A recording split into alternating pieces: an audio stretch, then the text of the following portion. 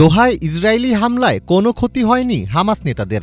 হামাসের রাজনৈতিক ব্যুরোর সদস্য সুহাইল আল হিন্দ আল জাজিরাকে বিষয়টি নিশ্চিত করেছেন। আল হিন্দ আল জাজিরাকে একাধিকবার জানিয়েছেন, হামলায় টার্গেট করা হলেও সংগঠনের শীর্ষ নেতৃত্ব নিরাপদে আছে।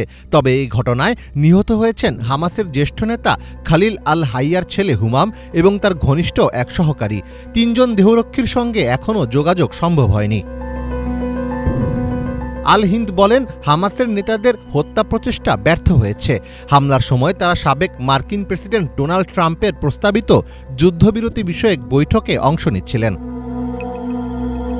এদিকে কাতারে ইসরায়েলের প্রাণঘাতী বিমান হামলার পরেও গাজায় যুদ্ধবিরতি ও জিম্মিদের মুক্তির জন্য মধ্যস্থতার চেষ্টা চালিয়ে যাবে কাতার, এমনটাই জানিয়েছেন কাতারের প্রধানমন্ত্রী Sheikh Mohammed bin Abdul Rahman Al Thani. Thani বলেছেন, বিভিন্ন বিষয়ে মধ্যস্থতা চালিয়ে যাওয়ার ক্ষেত্রে কিছুই কাতারকে থামাতে পারবে না। কাতার যুক্তরাষ্ট্রের ঘনিষ্ঠ মিত্র।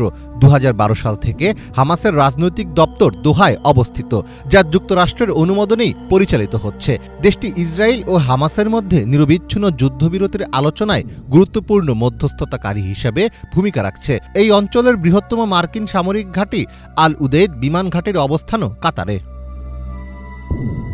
মীর ফজলে রাব্বি, বাংলা ভিশন।